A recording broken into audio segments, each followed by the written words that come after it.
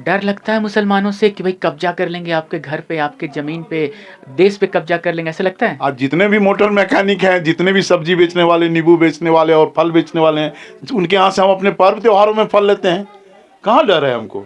दिए थे आप लोग, कैसे टीवी पे दिखा रहा है कि भारतीय जनता पार्टी की सरकार बनने वाली है, धनुष नहीं चला, लालटेन का लाइट नहीं जला, वो हसुआ नहीं चला सीपीआई का, और कमल खिलने वाला है। कैसे ऐसा हो गया? जब मुगलों के शासन में भी खतरा नहीं हुआ, उस समय भी हमारी संस्कृति बची रही, सनातन धर्म बचा रहा, तो आज ये बीजेपी वाले केवल वोट लेने के लिए अपने धर्म को संकट में डाल रहे हैं। हिंदू जगे हुए हैं, हिंदू का विवेक जगा हुआ है, तभी तो उन्होंने सोच समझ करके बीजेपी के खिलाफ वोट किया है। आपको मिलते हैं क्या जो घुसपैठिए हैं, बांग्लादेशी हैं, वो मिलते हैं क्या समाज में? हम लोग को कहीं नहीं मिलते हैं। जोहार, नमस्कार भाई। घरों में टीवी चैनल ने मतदाताओं की पेशानी पर बल ला दिया है, परेशानी बढ़ा दी है, टेंशन बढ़ा दी है कि वोट तो दे करके आए थे मैया सम्मान योजना का थैंक यू बोलने के लिए हेमंत सोरेन और उनके जो समर्थित प्रत्याशी हैं उन्हें, मगर टीवी पे दिखाया जा रहा है कि कमल खिलने वाला है, भाजपा की सरकार बनने वाली है। आइए इन मुद्दों पर बात करते हैं। हमारे साथ में आरजेडी के श्रमिक प्रकोष्ठ के अध्यक्ष हैं, बहुत बहुत स्वागत है आपका। हाँ, अच्छा, वोट दिए थे आप लोग, कैसे टीवी पे दिखा रहा है कि भारतीय जनता पार्टी की सरकार बनने वाली है? अगर मैया सम्मान योजना का जादू चलता तो हेमंत सोरेन के पक्ष में एग्जिट पोल दिखते, मगर एग्जिट पोल जो दिखाया जा रहा है उसमें कहा जा रहा है कि कमल का फूल खिलने वाला है। तो तीर धनुष नहीं चला, लालटेन का लाइट नहीं जला, वो हसुआ नहीं चला सीपीआई का, और कमल खिलने वाला है। कैसे ऐसा हो गया?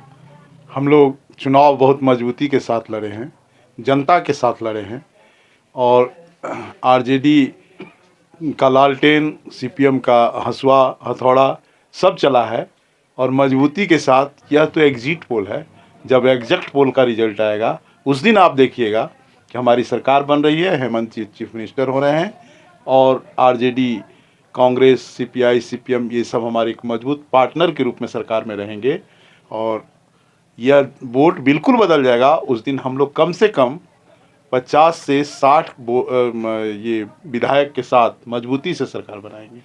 लेकिन भाई एक बात है कि जो बड़े मंत्री हैं केंद्र सरकार में, शिवराज सिंह चौहान, जो कि यहाँ पर कांग्रेस, क्षमा चाहूँगा, यहाँ पर भारतीय जनता पार्टी के बहुत ही महत्वपूर्ण कैंपेनिंग संभाले हुए थे, और वो कहे कि भाई एग्जिट पोल तो हम बताएंगे, झारखंड का कोना कोना अपने पाँव से नाप लिए हैं। तो यहाँ पर भाजपा की सरकार बन रही है क्योंकि यहाँ पे बांग्लादेशी घुसपैठी बढ़ रहे थे, उसे लेकर के आक्रोश बहुत ज़्यादा था। यहाँ पर हिंदू खतरे में है, हिंदुओं को बचाना है, तो बटोगे तो कटोगे का नारा दे दिए, हिंदू समझ गए और जाके कमल का बटन दबा दिए। क्या कहेंगे इस पर? हिंदू बहुत समझदार है।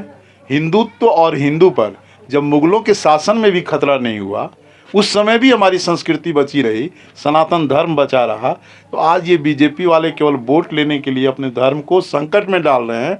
शिवराज सिंह चौहान नहीं, बल्कि हमारे प्रधानमंत्री, गृह मंत्री, पूरी सरकार दिल्ली की यहाँ पर, और 4 मुख्यमंत्री यहाँ पर मौजूद थे, लेकिन इनके बातों में इतना भ्रांत और अलोकतांत्रिक बात थी, जो एक समुदाय को दूसरे समुदाय के प्रति, एक धर्म को दूसरे धर्म के प्रति नफरत पैदा करने वाले जो वक्तव्य हुए, ये हिंदुओं ने समझा कि यह गलत है।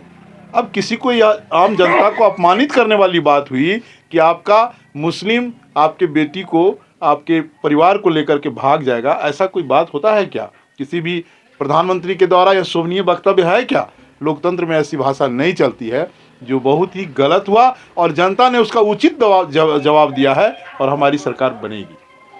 आप कह रहे हैं कि हमारी सरकार बनेगी, लेकिन जितने भी टीवी चैनल्स हैं वो आखिर क्यों दिखा रहे हैं? आपको क्या लगता है कि ये जो दिखाया जा रहा है कि भाई सरकार बनने वाली है भारतीय जनता पार्टी और उसके सहयोगी गठबंधन की, और उसके पीछे उसके जो नेता हैं वो तर्क भी देने लगे हैं कि हिंदू समझदार हो गए, हिंदू जाग गए, मुसलमानों से उन्हें कितना खतरा है वो उनके समझ में आ गया। ये हिंदू मुसलमान वाली बात का समाज पे क्या सच में इतना असर होता है? हिंदू जगे हुए हैं, हिंदू का विवेक जगा हुआ है, तभी तो उन्होंने सोच समझ करके बीजेपी के खिलाफ वोट किया है कि यह केवल भड़काने वाली पार्टी है। ये जो सर्वे और ये जो एग्जिट पोल है, यह शहर में चंद लोगों के बीच में लिया गया एक सर्वे है, एक सर्वेक्षण है।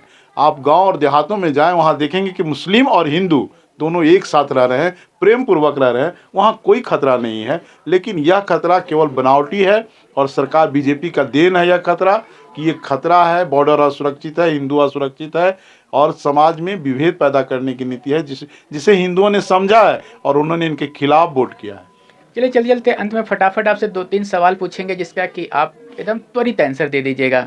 आपको मिलते हैं क्या जो घुसपैठिए हैं, बांग्लादेशी हैं, वो मिलते हैं क्या समाज में? हम लोग को कहीं नहीं मिलते हैं, कहीं नहीं मिलते हैं, घुसपैठिए दिखते नहीं हैं।